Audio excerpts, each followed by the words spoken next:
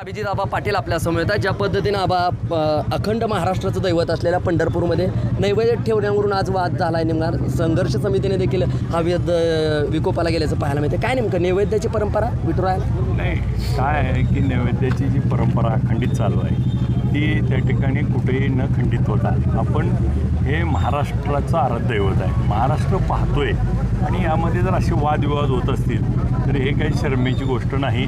वारकरी संप्रदाय हा त्या ठिकाणी आपण बघितलं असेल तर नामदेवरायांनी त्या ठिकाणी पांडुरंगाला नैवेद्य भरवण्यासाठी येत होते आणि मग तो त्या ठिकाणी जर वाद होत असेल तर हे काय आपल्याला योग्य नाही.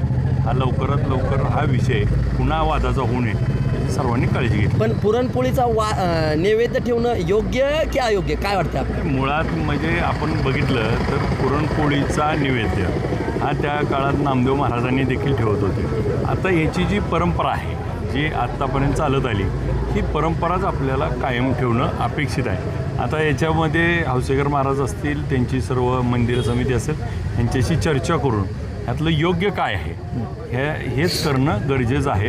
आज मी त्याच्यावर डायरेक्ट का बोलू शकणार नाही, कारण परंपरा कुठलीही खंडित न होता ही आपल्याला अखंडित ठेवणं आवश्यक आहे. हा दुसरा प्रश्न, ज्या पद्धतीनं महाराष्ट्रभरामध्ये नाही जगभरामध्ये या कॅप्टन अशोक खरातचं नाव चर्चेत येताना पाहायला मिळतोय. कुठतर हे भोंदू अशोक खरातचं कारनामे समोर येताना पाहायला मिळतात. काय असे पुरोगामी महाराष्ट्रात असे भोंदू तयार होत आहेत?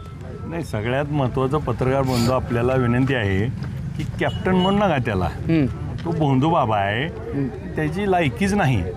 आणि एका बाजूला ते संरक्षण करणारे सीमेवरती स्वतःचा जीव धोक्यात घालणारी लोक आणि हा भुरटा माणूस आहे.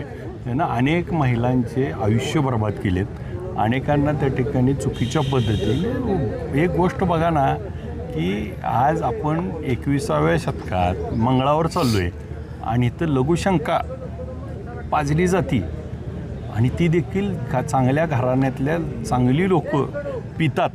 आणि आता आपण बघितलं असेल तर मोठे मोठे पदावर असलेली लोक त्या ठिकाणी त्याला प्रमोट करत होती.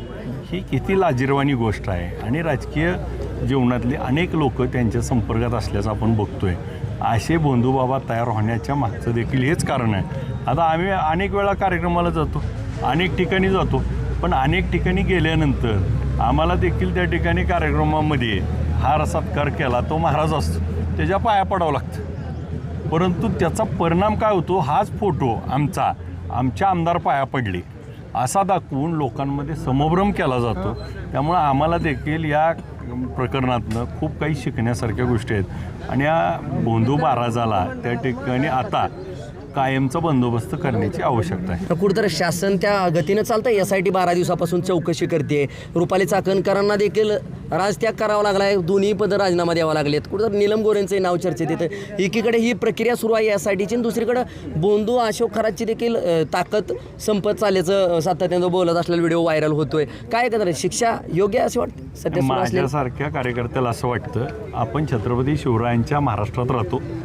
छत्रपती शिवरायांनी आपल्याला शिकवण दिली की ज्यावेळेस कुणाच्या परस्त्रीच्या त्या ठिकाणी धक्का इज्जतीला लागल त्यावेळेस त्याचा चौरंग केला जातो, नाहीतर टकमक टोकावरनं त्याला खाली टाकून जीव घेतला जातो. अशा पद्धतीची शिक्षा ह्याला केली पाहिजे.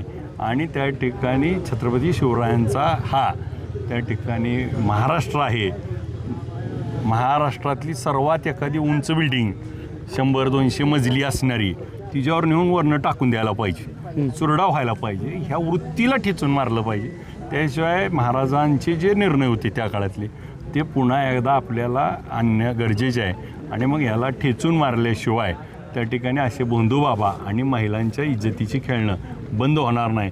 ह्याला एकच पर्याय, महाराजांची शिक्षा ह्याला दिली पाहिजे. हे होते आमदार अभिजित पाटील. ज्या पद्धतीनं भोंदू अशोक खरातला जे आहे ते थेट टकमक टोकावरून जे आहे ते खाली फेकून दिलं पाहिजे, तरच अशी कृत्य करणारी जी भोंदू आहेत ते महाराष्ट्रात तयार होणार नाहीत आणि परस्त्रीकडे बघण्याचा दृष्टिकोन जो आहे तरच बदलला जाईल, अशी रोखठोक भूमिका जी आहे ते माढ्याचे आमदार अभिजित पाटील यांनी व्यक्त केली आहे. त्यामुळे येत्या पुढच्या काळात ज्या पद्धतीने या प्रकरणात काय काय घडतं हे देखील पाहणं तितकंच महत्त्वाचं आहे.